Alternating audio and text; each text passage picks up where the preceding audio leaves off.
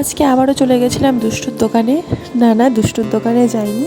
আমি দেখেছি তোমরা অনেকেই আমাকে কমেন্ট করো, পার্সোনাল SMS করো, আবার সামনাসামনি জিজ্ঞাসা করো যে দিদি তোমার বাড়ি কোথায়। তোমরা অনেকেই জিজ্ঞাসা করো যে তোমার বাড়ি কি দুষ্টুদের বাড়ির ওইখানে। হ্যাঁ, তো আজকে তোমাদেরকে সেটাই বলবো। তো এখন প্রায় 7টা সাড়ে 7টার মতো বাজে। আমরা একটু বেরোবো, যাবো একটু দত্তপুলিয়া, একটু কাজ আছে। বরের জন্য একটা জামা কিনতে হবে, মানে ও কিনবে, ও আমাকে নিয়ে যাবে সাথে করে।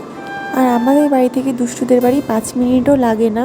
তো আমরা যখনই দত্তপুলিয়ায় যাই বা আমাদের বাড়ি থেকে বেরোলেই ওদের বাড়িটাই সামনে পড়ে। তো সেই কারণেই আর কি। আর ওদের দোকানেও আমি অনেকবারই গেছি। ভীষণ সুন্দর, ওদের ব্যবহারও খুব সুন্দর, আর খুব অ্যাফোর্ডেবল প্রাইসে ওরা শাড়ি বিক্রি করে। আর সত্যি কথা বলতে ওদের শাড়ির কোয়ালিটিও অনেক সুন্দর। তো আমি 2-3টে শাড়ি ওদের দোকান থেকে কিনেছি, আমার ভিডিও করা হয়নি। নেক্সট টাইম আমি যখন যাব তখন আমি নিশ্চয়ই তোমাদের সাথে শেয়ার করব। আর আমাদের বাড়ি দত্তপুলিয়া বরবরিয়া কলোনিতে, আর ওদের বাড়ি দত্তপুলিয়া 22 মাইলে। তো এতটাই ডিস্টেন্স। তোমরা যারা আশেপাশে থাকো তোমরা নিশ্চয়ই বুঝবে, আর যারা থাকো না তারা এসেও বুঝিয়ে দেবো।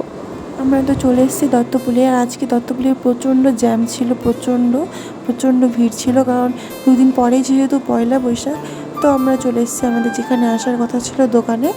আর আজকে আমার ফোনে বেশি চার্জ ছিল না, মানে একদমই চার্জ ছিল না, যার কারণে আমি বেশি ক্লিপও নিতে পারিনি। তো যেটুকুনি নিয়েছি সেইটুকুনি তোমাদের সাথে শেয়ার করলাম। আমাদের জামা কেনা হয়ে গেছে, এখন ফুচকা খেয়ে